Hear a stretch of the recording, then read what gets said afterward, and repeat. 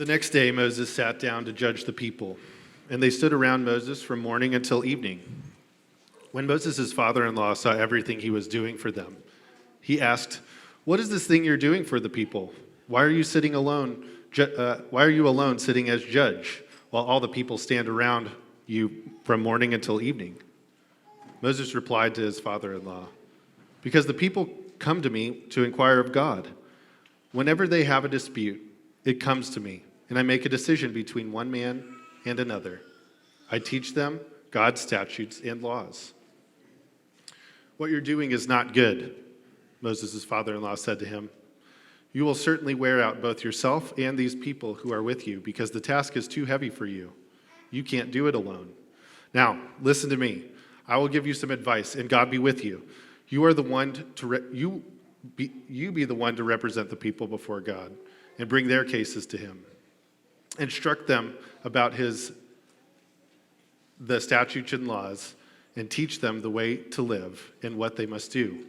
But you should select from all the people able men, God-fearing, trustworthy, and hating dishonest profit.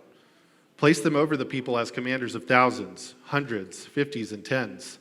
They should judge the people at all times. Then they can bring you every major case, but judge every minor case themselves. In this way, you will lighten your load, and they will bear it with you. If you do this, and God so directs you, you will be able to endure, and also all those people will be able to go home satisfied." Moses listened to his father-in-law and did everything he said. So Moses chose able men from all Israel and made them leaders over the people as commanders of thousands, hundreds, fifties, and tens. They judged the people at all times. They would bring the hard cases to Moses, but they would judge every minor case themselves. Moses let his father-in-law go, and he journeyed to his own land. This is the word of the Lord. If you've been with us in prior weeks, you know we're working through a section in the book of Exodus exploring the Israelites' journey in the wilderness, a period in time where they have been freed from the oppression of living as slaves in Egypt and are beginning to be established as a people. And as they wander in the wilderness, we have looked at them encountering a variety of threats, including ways that God's people sometimes grumble and complain, how they address discontent in unhealthy ways. I mean, none of us ever do that. We've explored how they interacted with external threats, like the Amalekites, who were trying to remove the Israelites from the land. This morning, we're going to consider a new threat, the threat of disorder. And so the title of the sermon this morning is Order in the Wild. I'm going to get to our big idea in a moment, but first, let's take a moment to enter the scene. At this point in the narrative, as the Israelites wander in the wilderness, it seems little national structure and few religious systems have been established. It's possibly the dream of a libertarian, or someone who longs to live in the Wild West. But in this case, the people of God, they're experiencing strife and struggle. They are about to receive the counsel of a seasoned leader about the importance of systems and structures. So if you have a Bible or Bible app, go ahead and open it up to Exodus chapter 18, verses 13 through 27. We're going to explore that passage as the people of God move from a state of relative disorder to a state of greater order as they experience order in the wild.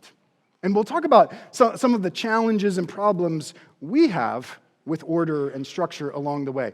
Now, to better understand some of the disorder in this passage, let's place ourselves in the scene of what is taking place. Imagine you have a dispute with someone that is common for this time frame.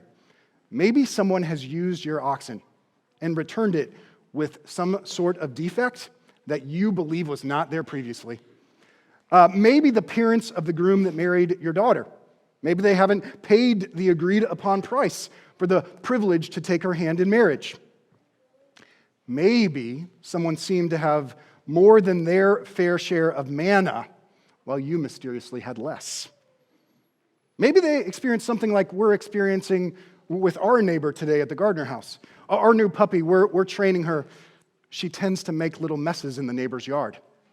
Can you imagine all this livestock in the wilderness? I'm sure they made big messes in one another's yards. Whatever the dispute is, you approach the location that you've been told this man Moses listens and determines disputes and conflict among the people.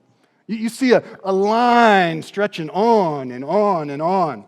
And when you check in, when you get to the end of the line, you find there's no fast pass to purchase to show up at 2 p.m. like you can at Disney. There is no ticket that tells you what number you are in line when you might anticipate you'll get to see this man Moses. There is not even abysmal music to provide some form of entertainment while you wait.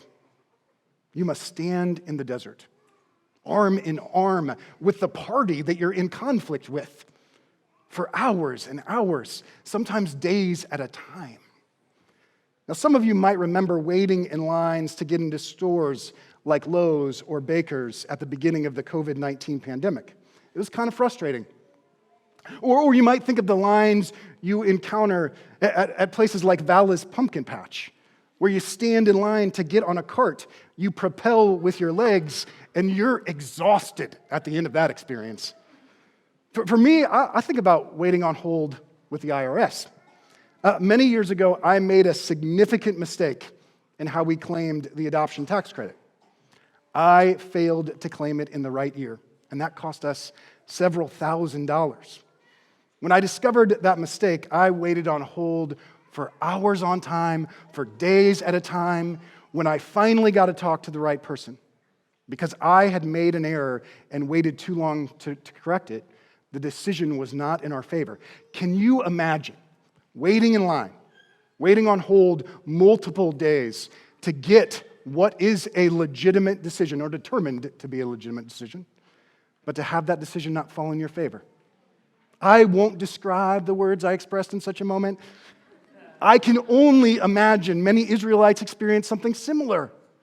It was wearing the people out, and it was wearing Moses out too. And so in verse 14, Jethro says to Moses, "What is going on?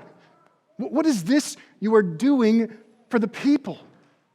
The question is rhetorical in nature and perhaps twinged with sarcasm. The lack of order here, the disorder and chaos, you being the only one to engage the people's disputes, that's a dumb idea. He continues, "Why are you alone sitting as judge while all the people stand around you from morning until evening?" The lack of order was cultivating chaos. It was causing exhaustion.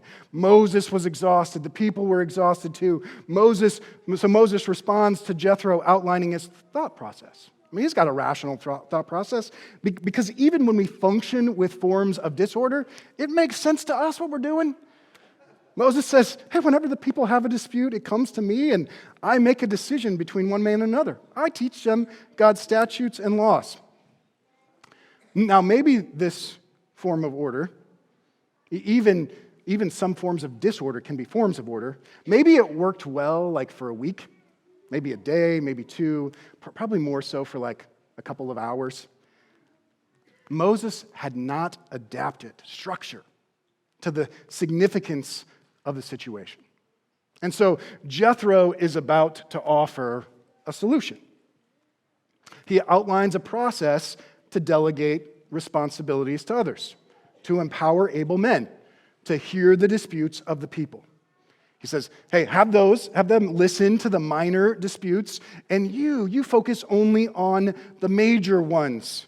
Moses should instruct the people what the law is, how to resolve disputes, how they are to walk and live and relate to one another. He's offering a process to bring order into disorder, to embrace order in the wild.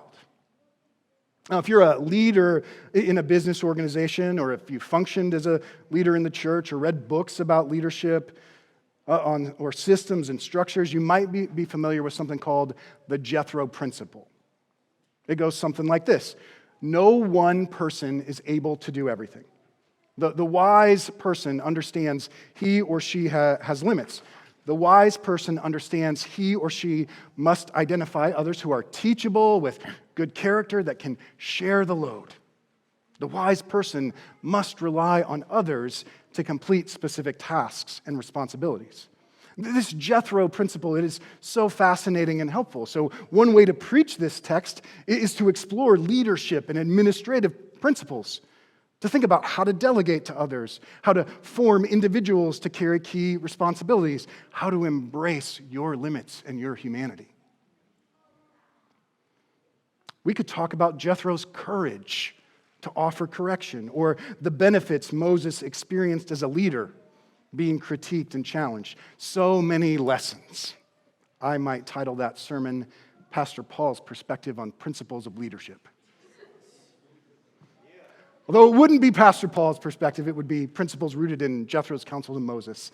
The pragmatic structure, it is certainly beneficial to leaders in ministry or leaders in the marketplace or leaders in the home. You can't do everything.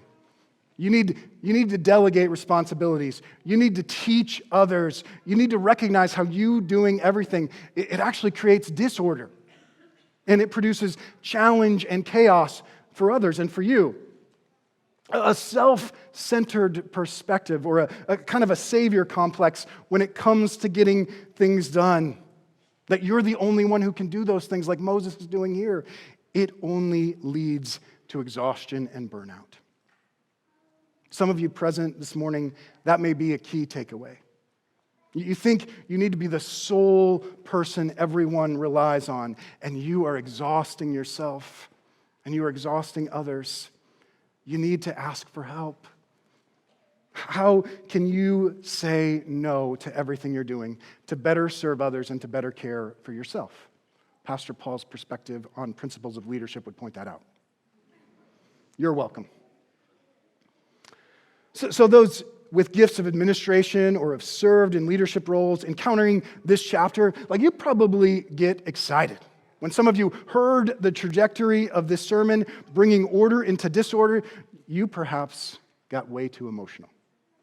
You may need to rethink how you relate to order.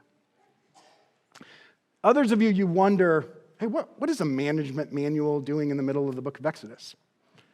The text here, it comes at a unique point in the Exodus narrative.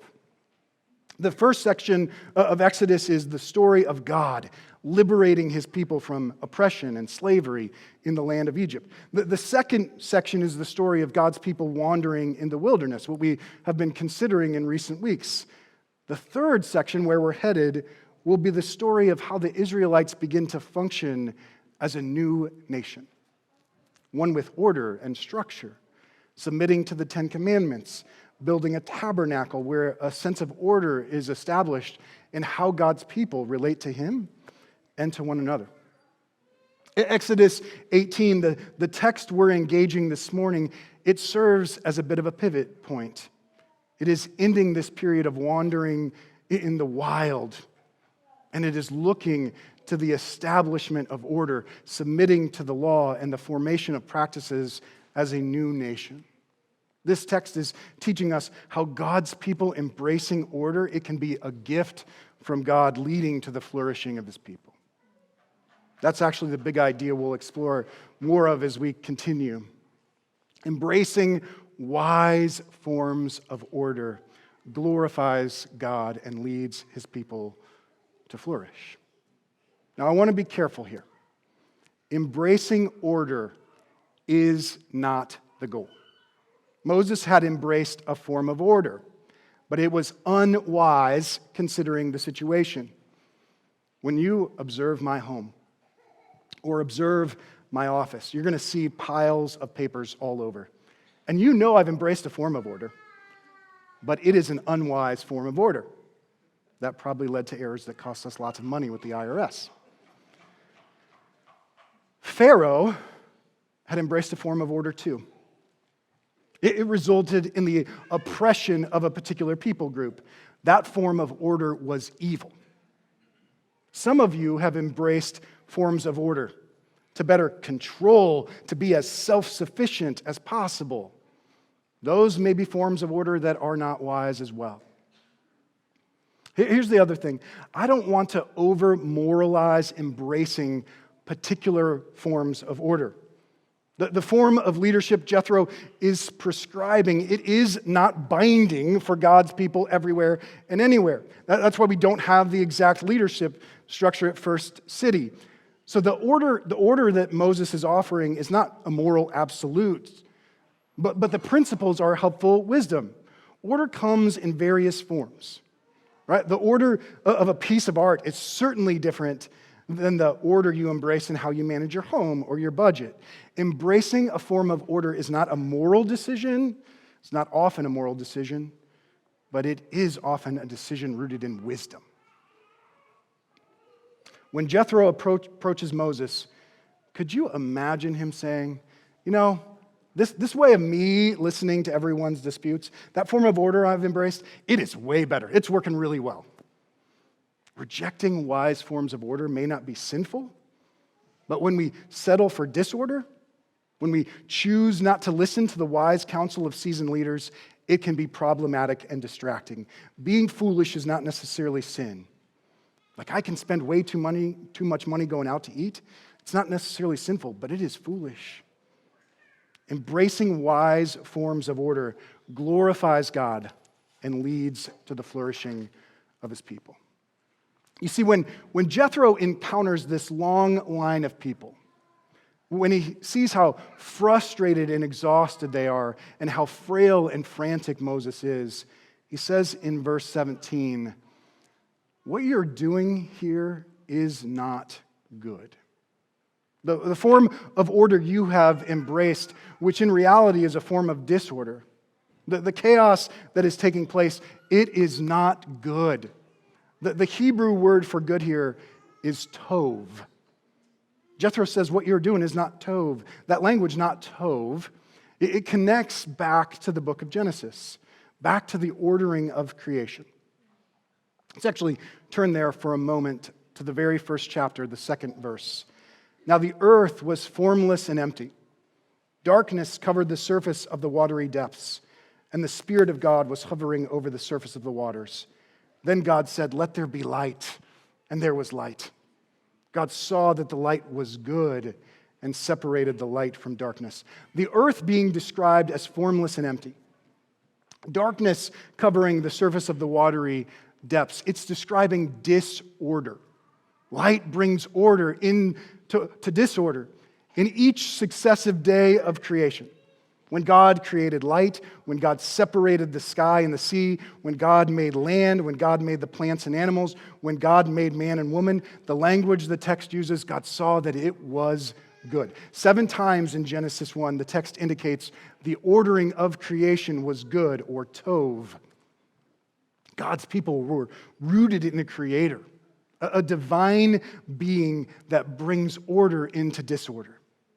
Because of the order God established, Adam and Eve, they experienced calm and peace as they related to God, to one another, and the rest of creation.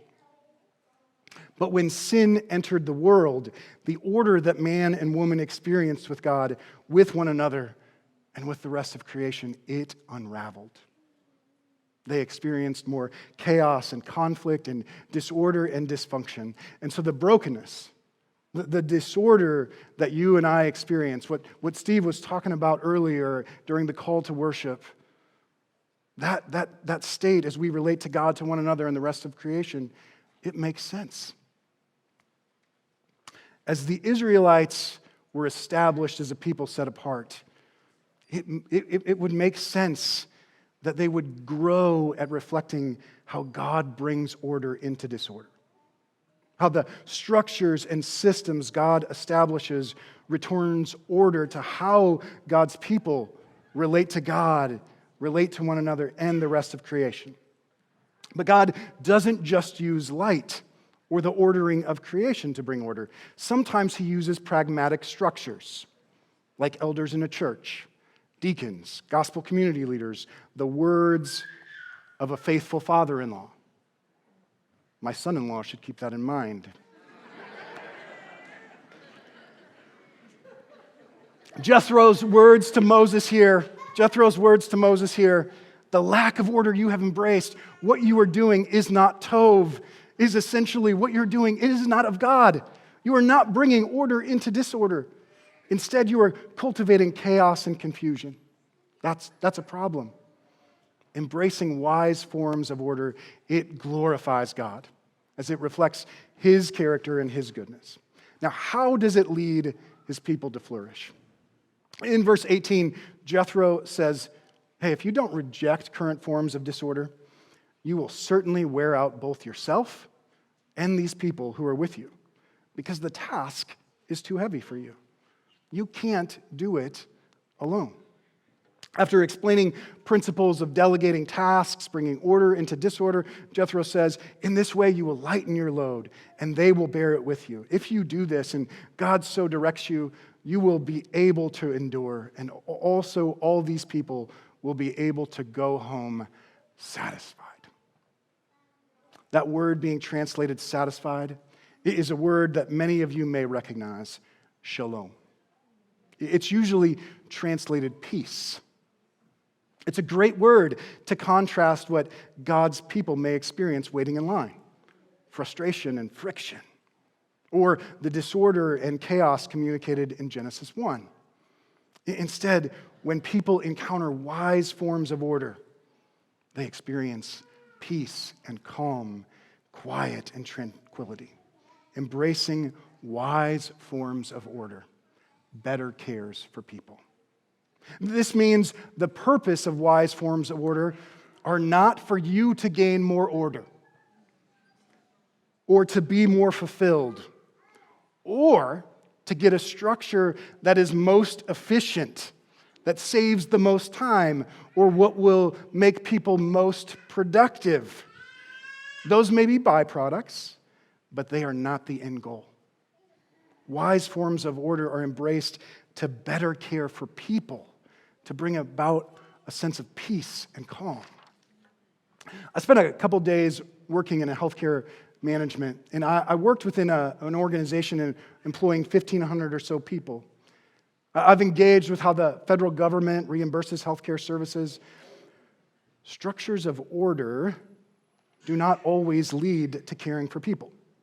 They can be more about embracing values of efficiency and productivity, more about increasing profits and the pocketbooks of particular people at the top. Order is established for the benefit of leaders, not so much for the benefit of the people. That's not the type of order God's people are to embrace. Embracing wise forms of order glorifies God and leads His people to flourish. So Moses listens and Moses acts. Moses listened to his father-in-law and did everything he said. So Moses chose able men from all Israel and made them leaders over the people as commanders of thousands, hundreds, fifties, and tens. They judged the people at all times. They would bring the hard cases to Moses, but they would judge every minor case themselves. So Moses and the people take the practical advice and they apply it personally. Okay, so the purpose of this sermon is not to offer you a management manual. But I do want us to wrestle with the practical and the personal. Are there ways you would benefit from embracing wise forms of order in your life? Some of you had committed to new habits, reading a new book every month, reading through the Bible in a year, committing to church membership, committing to a budget, only engaging in drinking alcohol in certain contexts. Those are introducing wise forms of order into your life. Those are not moral decisions, but decisions rooted in wisdom that serve to glorify God and lead His people, including you, to flourish. That's good. That's tov. To embrace wise forms of order, you and others may benefit from committing to one of these practices. You might also think about making some hard decisions. Maybe you're at a point in life where the career you have chosen, or a second job you are working, it's creating disorder. Or the hobbies, maybe the hobbies you have chosen are creating disorder as well. Maybe for the sake of caring for yourself and caring for others, you need to consider surrendering such things. Some of you may want to think about saying no to busyness, all the youth sports or school activities your kids are involved in. Some of you may want to commit to practices of health and wellness, working out, journaling, reading regularly. Further, as we think about wise forms of order that glorify God and bless others, we need to think beyond self to our neighborhood or our church or our city. How could you raise your hand to be someone to bring more order to these contexts? How might you consider applying this text personally and practically? Now, for some of you, that's easier said than done. Because that word order, this thought of submitting to order in a church or in an organization, the thought of cultivating greater order in your home, it's something that you're ready to embrace. For others of you, those thoughts produce forms of fear and frustration. There's an anxiety that surfaces. So as I conclude, I want to briefly speak to three groups of people. First group, participating in structures of order means submitting to leadership structures in an organization or in the church or in the home. Order sometimes harms people. Far too many have been hurt by people in positions of power and leadership. Rather than to shepherd God's people, some men have used a passage like this to justify abusive structures of leadership. Women can abuse leadership positions too. Telling others to submit to order, it can be manipulated by a leader to prop up self, to protect a position of power, to take advantage of people rather than to care for people. This is a distorted form of order straight from the pit of hell. The story of Exodus is the story of a people who were liberated and set free from oppressive and abusive leadership. It is a good story to be mindful of as we work towards healing and wholeness. Here's author and counselor Chuck DeGroat. We've got to take the pain seriously. And this story, among many other biblical ones, offers us hope that our cries are heard and held. Of course, for the Israelites and for us, there is no quick fix, no speedy path through a dark wilderness. God offers hope for a day in the distant future, stirring longing and an imagination for a more spacious place of peace and flourishing, a place of shalom. The Israelites were not liberated to be set free from order and structure altogether, but to surrender and to participate and to submit to wise forms of order that glorify God and lead his people to flourish. The story of Jesus is the story of a man who liberated you and I from oppressive leaders who used spiritual authority. Those oppressive leaders used spiritual authority to serve self rather than serve others.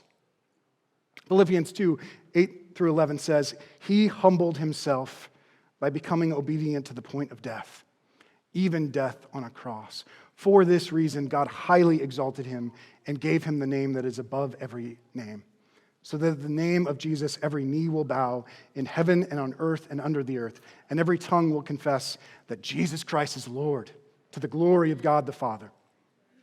When Jesus humbled himself to the point of death, he experienced the misuse and abuse of authority. He took on ways that you and I have experienced the harmful leadership of others. Not that we would be free from leadership structure altogether, but to experience a reordering of our lives. If you're someone who has been harmed by people in positions of power, who have misused or abused that power, I want to tell you, I'm sorry. I want to tell you, that's not God bringing disorder into disorder. It's demonic. But hear me say, our response to being hurt by structures of order or leaders in the home or in the church cannot be to reject order altogether. We want to help you heal those wounds that are not physical in nature, but spiritual and emotional and mental. We want to talk to you, and we want to pray with you, and so come find us. Second group. Well, let me speak to those of you that are in some ways too content with disorder. I put myself in this camp. This theme of order, it is not actually easy for me. I grew up in the 90s when grunge music was popular. The band Nirvana produced one of the greatest songs of all time, Smells Like Teen Spirit. With the lights out, it's less dangerous. Here we are now, entertain us. I feel stupid and contagious. Here we are now, entertain us. A mulatto, an albino, a mosquito, my bolito. Those lyrics do not long for order, but for disorder. There is greater safety in darkness. There is something about those lyrics I like. I mean, I have piles all over my house, like I said. I'm a bit of a hoarder. There is a level of disorder that I'm simply content with.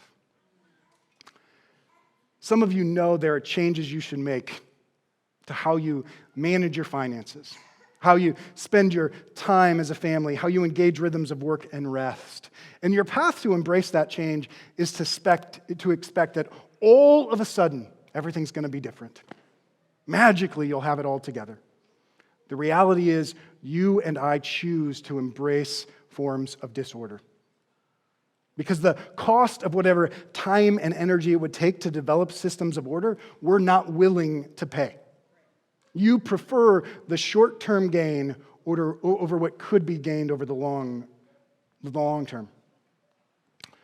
To best serve the people and to better care for himself, Moses needed to dedicate time and energy to developing wise forms of order, to identify able men, to teach able men, to determine how to delegate to able men. That meant that the line had to wait for a season. Things had to get a little messier before things got better. I can only imagine how frustrated those people at the front of the line were. Too many of us, we don't want to dedicate time to making things better.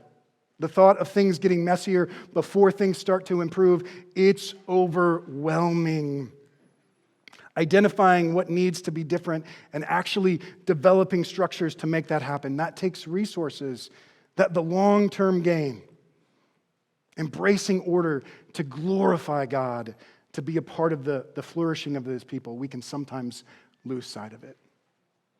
But it's there, and we need to step into it.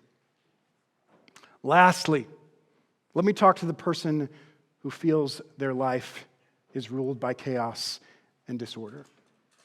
Perhaps because of the presence of past sin or present sin, or a level of brokenness you encounter when you wake up each morning to confront the challenges of the day. I was talking to an old friend this past week. He was saying to me, Paul, I got to tell you about a conversation you and I had. It was probably a decade ago. I was believing that my life was defined by my flaws and my failures. My marriage, my relationship with my kids, my relationship with friends, within the church. I wanted to be a blessing to others. We were talking about that, and I said, my hands are far too messy. There's too much chaos that I've encountered and caused. And you looked at me and you said something to the effect of, that mess does not define you. God cleans up messes. He can clean up your mess too. That was years ago, and my friend, his life today, it is not free from mess by a long shot, but it is radically different. The Holy Spirit has given him new desires and new longings and a new orientation, and that has produced something different in his life. He is leading others to experience freedom from oppression. He is helping others experience renewal in their marriages. This is the kind of work God does, bringing order into disorder. The Apostle Paul says this in the book of Philippians, I am sure of this, that he who started a good work in you will carry it on to completion until the day of Christ Jesus. I'll tell that story not to take any credit for any of my role. I give God the glory for that kind of story because God is in the business of bringing order into disorder in the lives of broken sinners like you and I. Some of you probably feel like your life is very disordered. If you're here this morning and you think your life is far too chaotic, far too messy, this is what God does. God is in the business of reordering the lives of broken sinners like you and I. He is faithful to do it and to complete it. He brings order into the wild, order into disorder. That's good news. May we be a people who embrace order, not for the sake of order, but to reflect the goodness of our God and to better love and care for others. May we be a people who God is reordering our minds and our hearts, reordering how we live, how we function as a people, how we relate to others in the community, that Christ may be glorified and we may be a people, rather than experiencing chaos and disorder, experience calm and peace. Let's pray.